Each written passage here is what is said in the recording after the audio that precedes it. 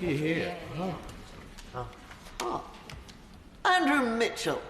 Thank you very much, Madam Deputy Speaker, and it's wonderful not to be on a 4-minute time limit for a debate as important as this today. Can I draw the House's attention to my interests as set out in the Register? And can I start by saying I have great sympathy for the Foreign Secretary, who has inherited a complete mess on development in trying to bring some order to it.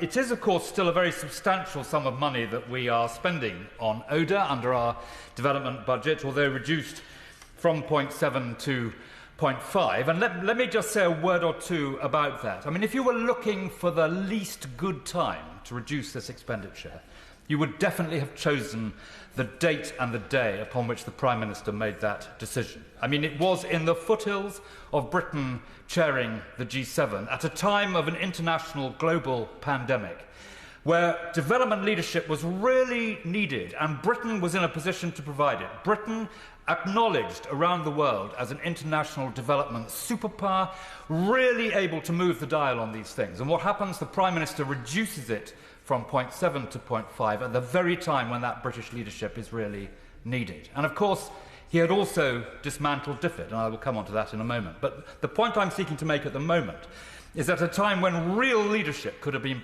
given by Britain, in one of the few areas where it is acknowledged post-empire that we are a superpower and we have real leadership and skills to impart, the money was reduced.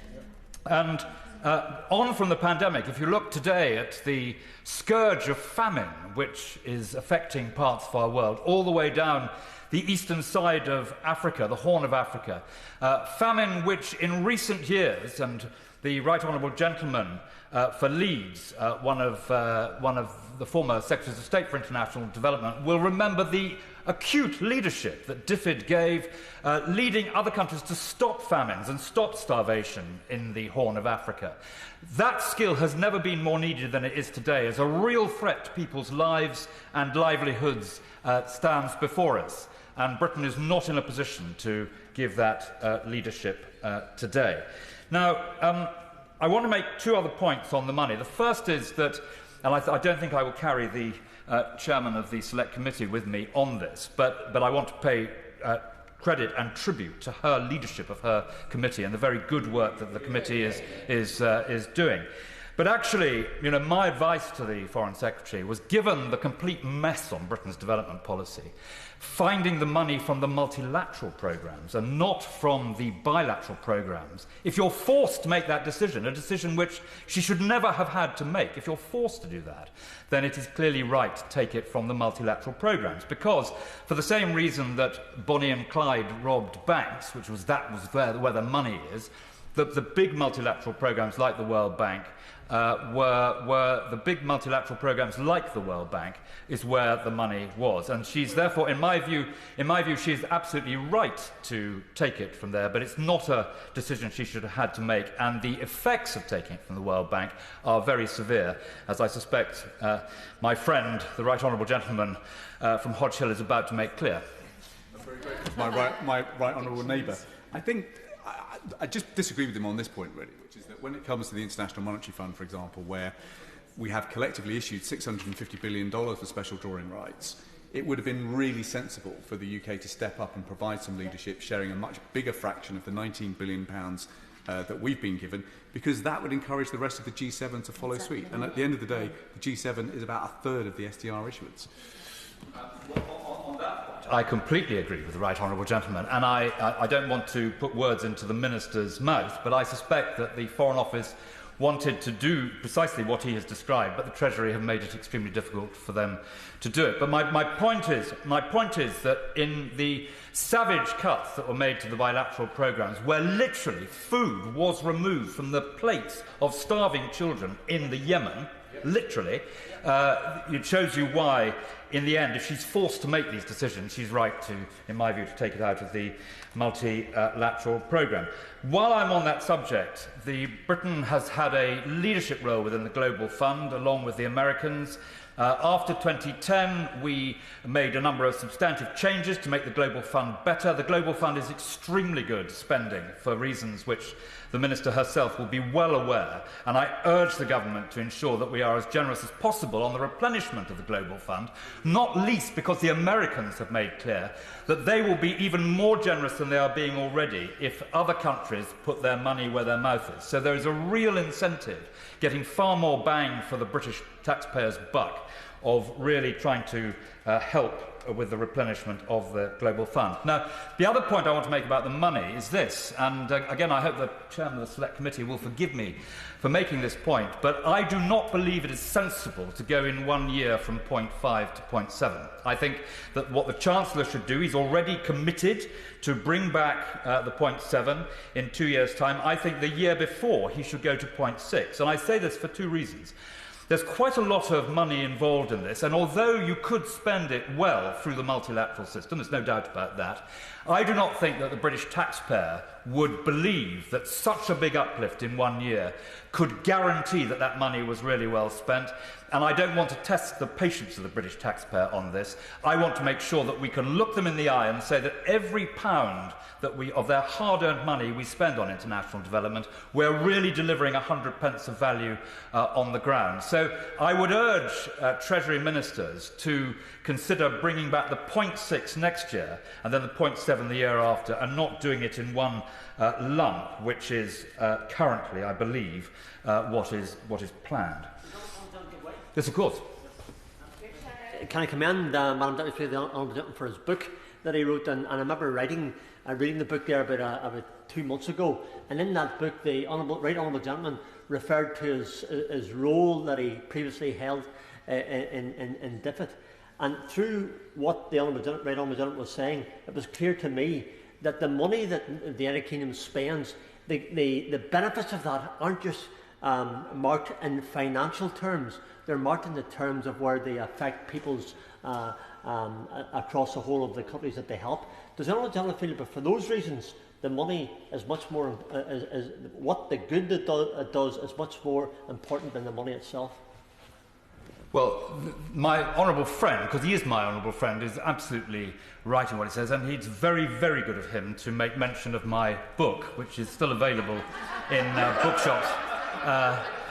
Beyond a Fringe, Tales from a Reformed Establishment Lackey. I'm very grateful indeed to him for drawing the House's attention to that. And the Minister on the front bench today, who has a starring role in my book, I should say, understands these issues, and I absolve her from all blame this afternoon for any of the criticism I am making, because she inherited much of this situation and was not responsible for it. So I now turn to the real problem, even worse than breaking our promise on the money, which is the vaporisation of DFID. Now, the abolition of DFID is acknowledged now, I think, in almost every circumstance, in every corner, as an absolute disaster. Because what it has done is it has cut at a stroke the expertise assembled by Britain, which the international community used to come to DFID, to come to Britain, to come to our universities with their programmes, which were so closely entwined with DFID, to see how to drive forward the effort in their part of the world to degrade and try to eliminate grinding international poverty. And the real issue here is this, that the top 100 people who were responsible for driving forward the government's agenda from DFID have gone. And of course they've gone, because they've been headhunted by the international system, whether in New York or in Geneva or in the charitable sector.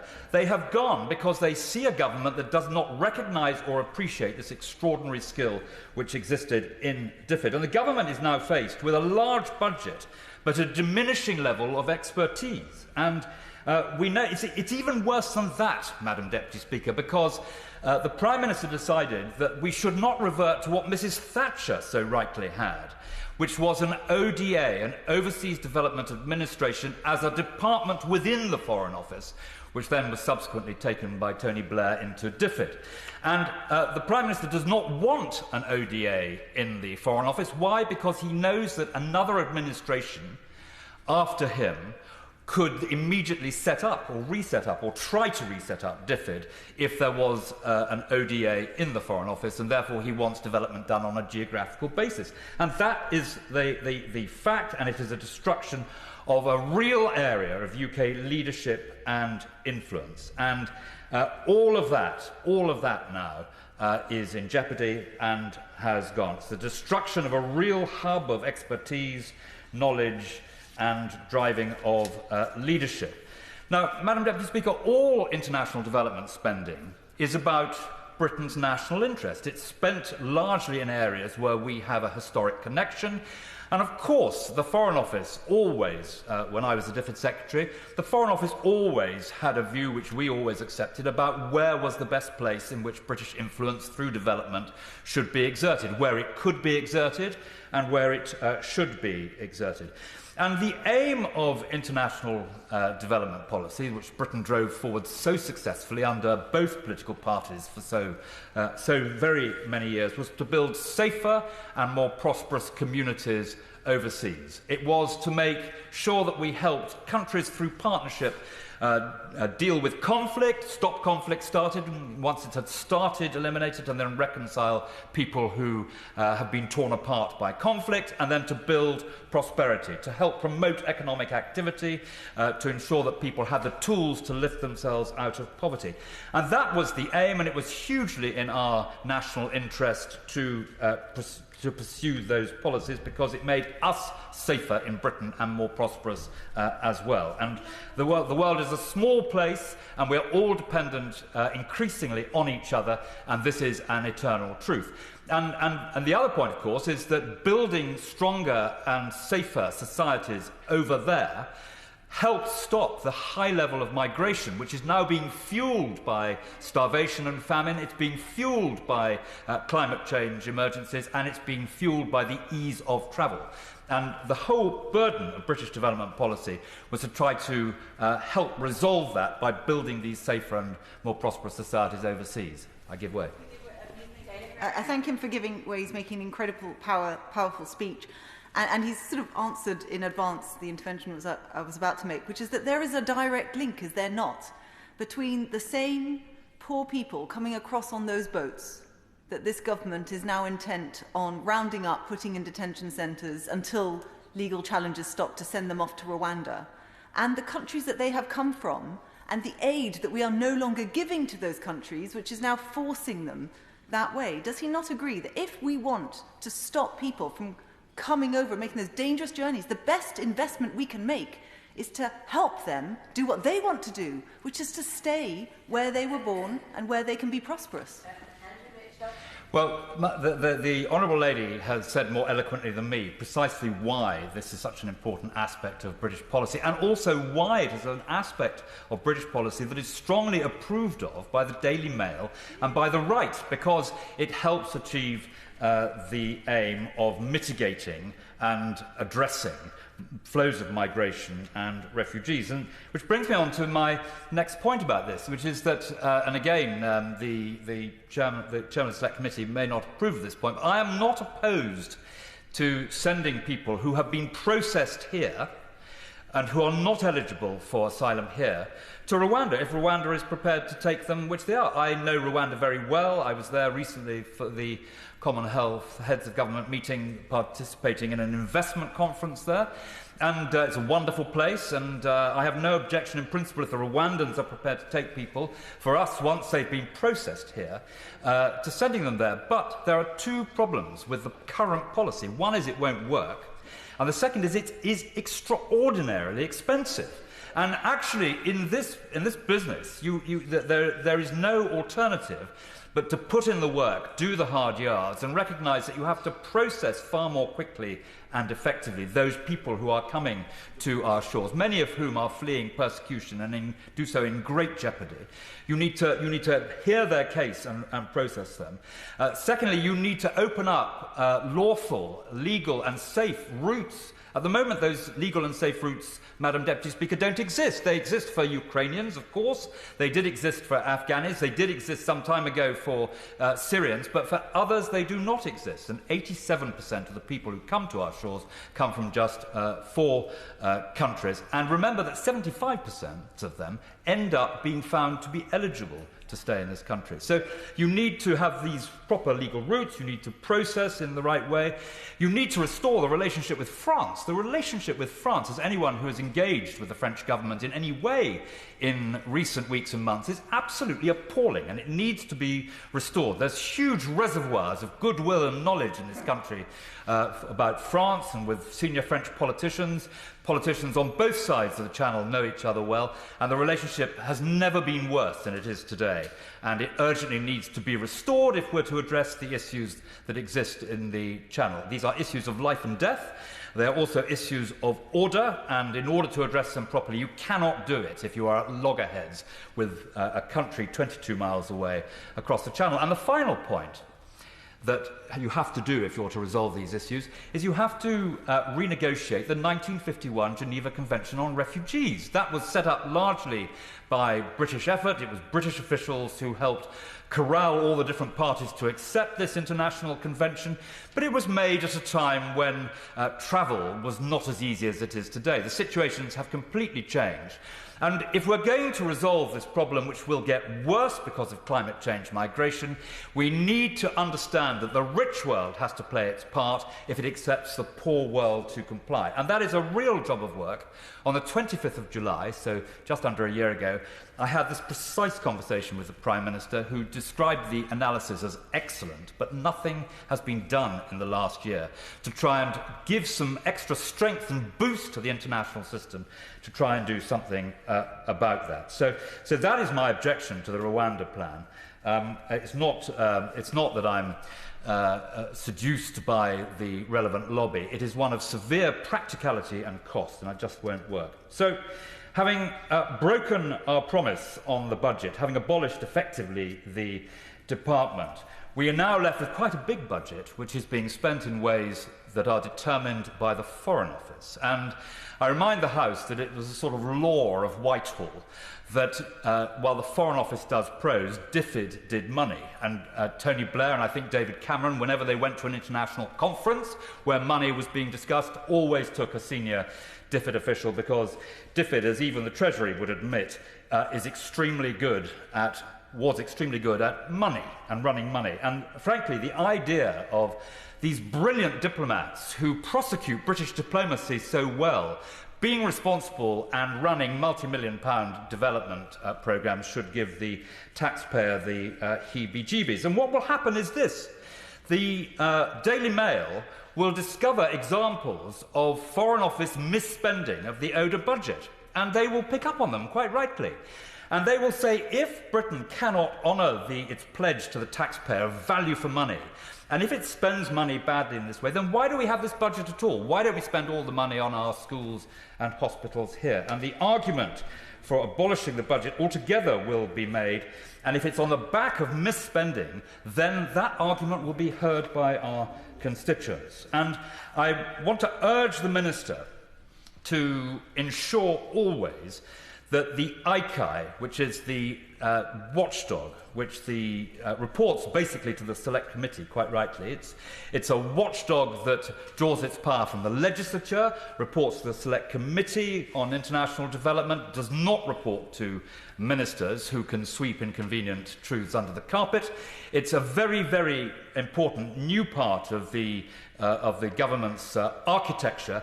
Officials hate it because, of course, it can look at what they're doing and expose them. It is the taxpayer's friend. It reports to Parliament. Ministers have the benefit of its work and its attention and its rigour, and it is a vital tool of making policy. So I urge the Minister, who understands these things, to become a very, very strong supporter of the ICAI. Now I want to... Yes, of course. Can I firstly pay tribute to my right honourable friend for the formation of ICAI. It absolutely does its job in scrutinising where the money goes. Yep. So does he share my concern that at the moment they have not had their future budget signed off, and what it looks like is their funding is going to be reduced, which means their ability to scrutinise is going to be reduced as well? All the officials in the Foreign Office will want to reduce ICAI expenditure. Firstly, because they will have perfectly respectable arguments for where else this money could be spent. And secondly, because they know that the way to emasculate the ICAI is to cut its expenditure. Of course, it will mean it can't investigate without fear and favour on behalf of the taxpayer, which, as I say, is the main beneficiary of this. So I very much agree with what the Honourable Lady has said, and hope very much that her voice will be heard. And I want to end on this point, because this point seems to me to bring the whole argument together, and it is the subject of China. Now, in 2008, 2009, Madam Deputy Speaker, the Conservative opposition made the decision that all development money for China would end. And we did it because China is roaring out of poverty. They have done more, actually, for poverty alleviation. If you look at what China and India have done for poverty alleviation, the results are sensationally good. China has done so much to tackle poverty, and its GDP is bigger than ours. So it was clear that there was no case to expect the British taxpayer to pay any money at all for development in China. And I was sent by David Cameron to inform Madame Fu, the Chinese ambassador, of this decision, that if we were elected and had the privilege of forming a government, there would be no more owe to spend to China. And I went to tell her this. She gave me a tremendous ticking off, but the Chinese accepted it. And when we went into government in 2010, the first thing I did when I had the privilege and honour of going into my new office in Diffid was to say no more ODA money for China. That was our commitment at the election. That was our commitment to our constituents. And unless it's legally due now, there's to be no more ODA spend in China. And basically, since that day, Diffid hasn't really spent money in China when it was Diffid. There were long-tail projects, some of which we couldn't end, but they didn't do so. The money on China, which continues to be significant, is spent by the Foreign Office, and it is not really development money. It is, if you like, what the Foreign Office thinks is the best way to suck up to the Chinese government by providing this money. It is not spent sensibly, and these are the figures. Between 2009 and 2011, so the incoming years of this Conservative government, the expenditure was reduced from 49 million to 15 million. But between 2014 and 2019, that expenditure, ODA expenditure, taxpayers spending money on the development budget in China, rose from 23 million to 68 million. That was the highest figure, but I understand the figure for 2020 is 64 million. Now, what on earth is the government doing spending ODA money in China? We promised the electorate we wouldn't do it. Diffid didn't do it. It's not a development priority. There is no case for it, and it should be stopped. And I want to ask, the second thing I want to ask of the Minister, the first being her trenchant support for the ICAI, is I want to ask her to commit to the House that there will be full transparency on ODA money, development money, that is spent in China. How much and on what is it being spent? Because there is some suggestion that some of this money has been spent on prison reform in China. If that is the case, for reasons that everyone will understand, that is an absolute disgrace. And I hope that the Minister will, A, reassure us that if that was happening, it isn't happening anymore, and that it won't happen again. And there has been further sort of disingenuity, I would say, in respect of China spending, with the former Foreign Secretary announcing he was reducing it by 95%. Now, it begs the question, Madam Deputy Speaker, what it was doing being spent in the first place. But I suspect that that figure is 95% of what the Foreign Office was spending, and does not include what was being spent by BEIS. And I end on this point. I'm pretty sure that the money spent by BEIS has been tied aid, and as the House will know, it is absolutely not allowed to spend money on tied aid. We are the subject of numerous conventions we've signed not to do so, and I think it may even be against the law. So my point is Because you no longer have the rigour and expertise from a separate government department which ensures that this money is well spent and it delivers results and gives value of money both to our partners on the ground and to the British taxpayer, because you've lost that, you've now got a very unrigorous and uncertain system of controls which previously in the past led to the Purgow Dam. You've not got the controls you had in the past, and Foreign Office ministers and the Foreign Office and the reputation of the government are very much at risk as a result of that.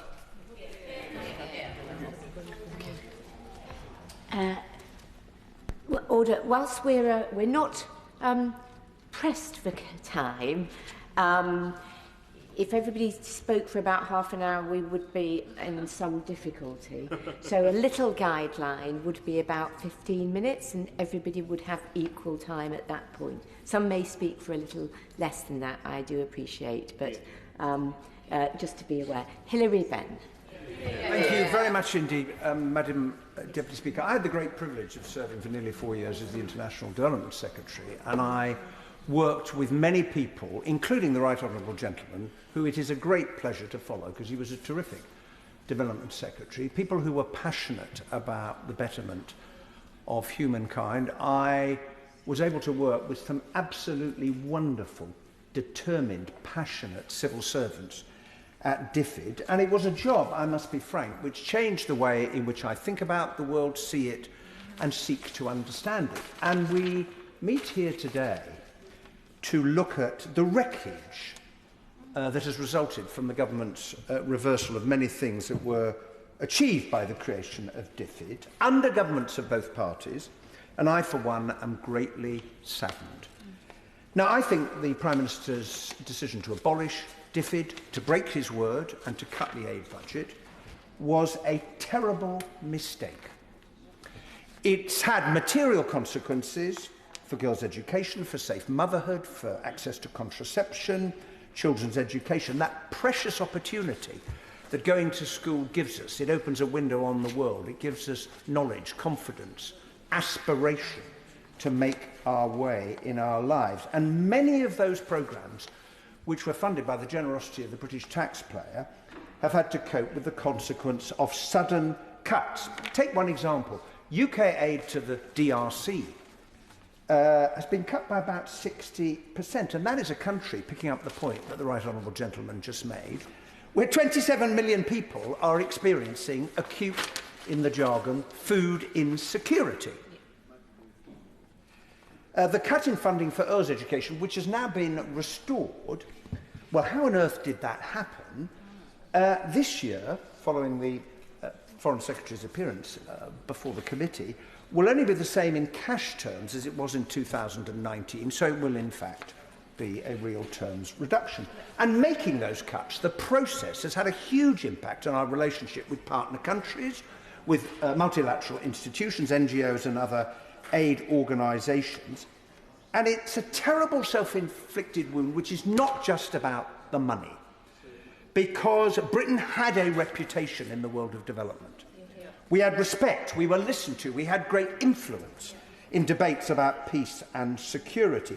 And I don't wish to appear to be dwelling on glories of the past, and I recognise that times change, and I'll come in a moment to the challenges that are facing the world. But when you undermine our role as a world leader in development, I think it's really important that we are honest about what has been lost. Now, I have read the government's new strategy for international development that was published in May, and it talks about providing a better offer, whatever that is.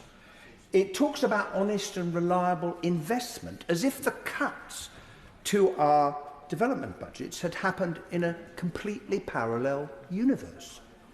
Whatever else might be said about what's occurred, what ministers have done have shown that we are not a reliable partner. So, when Samantha Power, the administrator of USAID, wants to pick up the phone to talk to Britain, who actually does she ring in the FCDO? What does this mean for our relationship with other countries? Because the Right Honourable Gentleman and I and others who have served in the department, who are in the chamber today, know that it is about building consistent relationships with other people and creating trust that is so essential if we're going to solve problems. And trust can very, very easily be lost, as the Prime Minister is in the process of finding out. And I'm afraid it is the casualness with which this happened that angers me, frankly, more than anything else. I sat in this chamber when the Prime Minister stood at that dispatch box and actually uttered the words that DFID was like some giant cash point in the sky. Now, the Right Honourable Gentleman winces, and rightly so, because I listened to that and I thought, this man clearly has no understanding whatsoever of what DFID is and what it has achieved. And while this has all been happening, not a single other G7 country has cut its aid budget. Not one.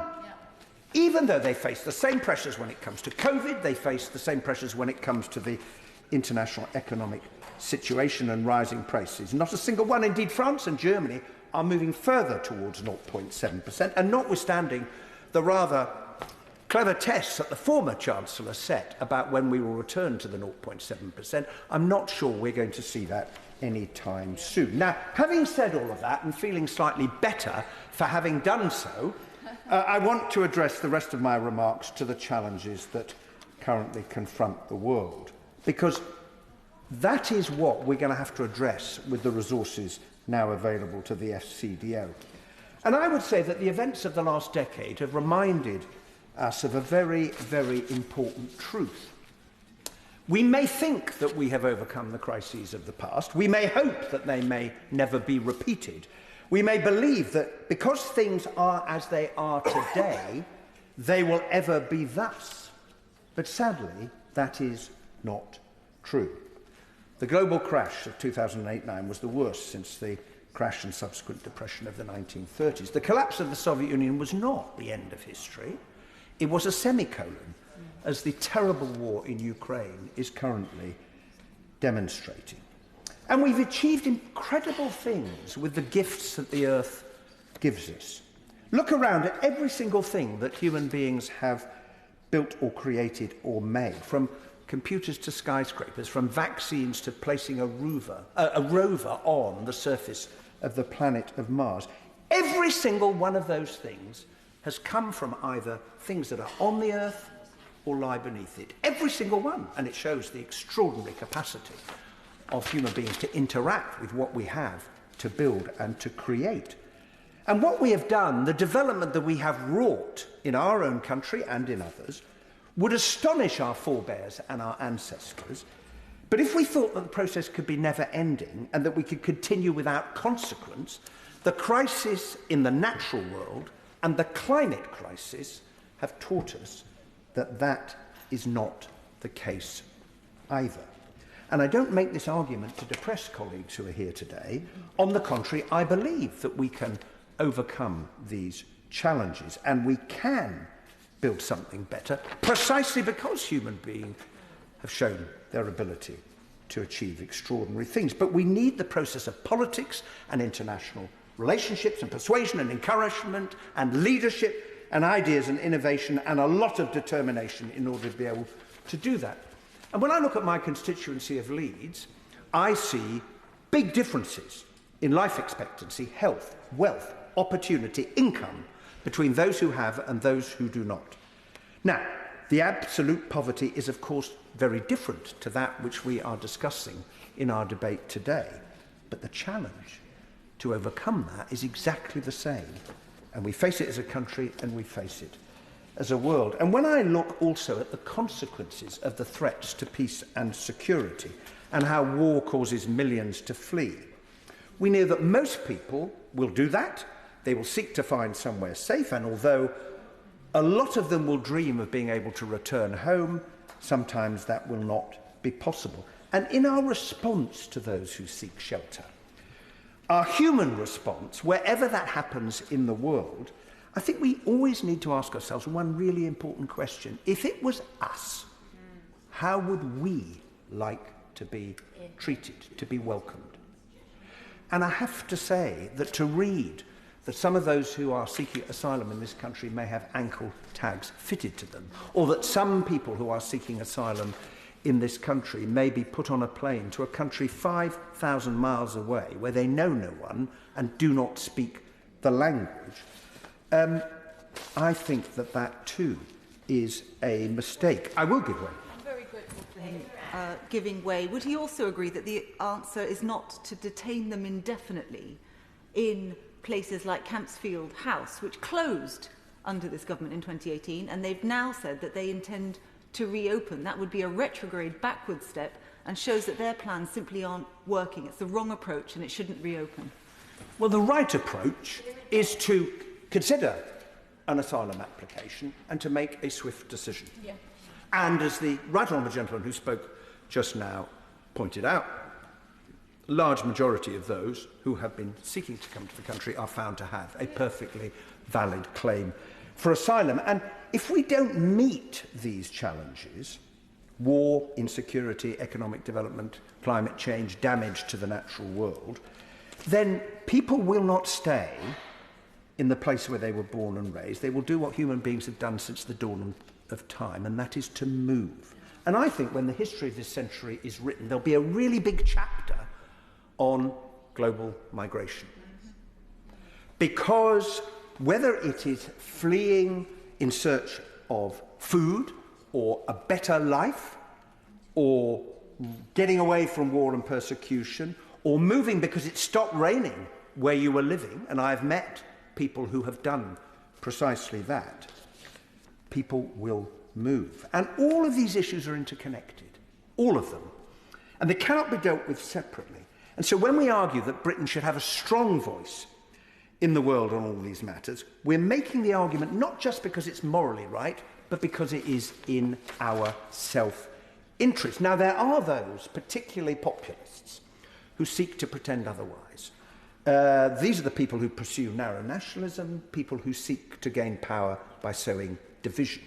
And all I say to them is, if they think that we can shut the doors, close the curtains, get into bed, pull up the bed covers, and hope that the rest of the world and the rest of the future will go away, they are profoundly mistaken, because there are no fences strong enough and no walls high enough that will resist an onward tide of human beings who are on the move. And I say that because the very condition of humankind at the beginning of the 21st century is defined by our interdependence. We depend one upon another.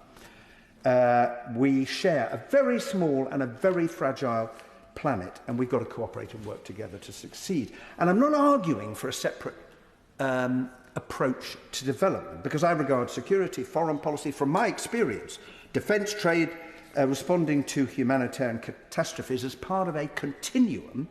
And of course, development is not something that we bring like some benevolent former colonial power to the partner countries with which we work, because development is something that people and communities and societies and countries do for themselves, and our job is to assist them in that process.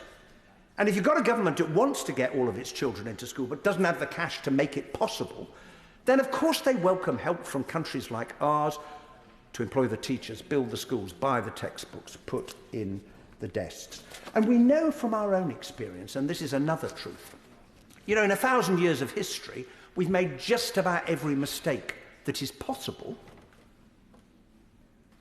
which is why I sometimes felt slightly embarrassed about talking to developing country ministers, and I would, because I was conscious of that history, and I would say, look, I just don't want it to take you as long as it took us to progress from where we were to where we are today. But we have learned that we can make progress through a process of political, social and economic development, which has transformed the lives of our citizens. And we know what the essential building blocks are. They are peace, they are good health, the right to go to school, the rule of law, intolerance of corruption, trade, economic opportunity and justice, and sustainability when it comes to the natural world and to the climate. And all of these can help enable people to improve their own lives. And in a world where there is so much change, and in a world where there is so much uncertainty, where what we rely upon today may not be relied upon tomorrow, it is really important that Britain is seen as a reliable, trusted, consistent and honest partner. And I'm afraid that the events of the last 2 years, reflected in the estimates that are before the House today, has done that aim great harm. And that is why I look forward to the day when that harm is undone. Point of order. Point of order, Conor McGinn. Thank you, Madam Deputy Speaker. I apologise to the House for interrupting the debate. Madam Deputy Speaker, you will be aware of the significant number of resignations there have been from the Government and the front bench today. 31, I think it was at the last count. Well, my honourable friend says 32, but I hadn't checked my phone since I rose to my feet, so it's 32 now. But there is a serious point here, which is that as well as it's